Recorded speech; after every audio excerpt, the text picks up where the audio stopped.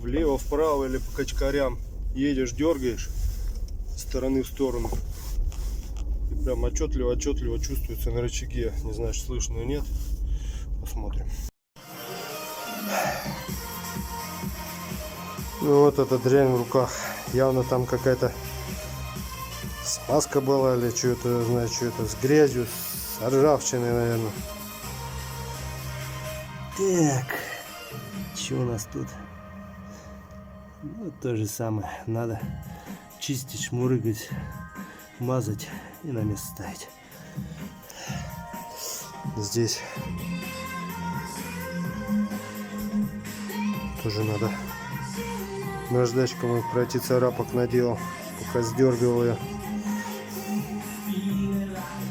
Такая нехитрая конструкция.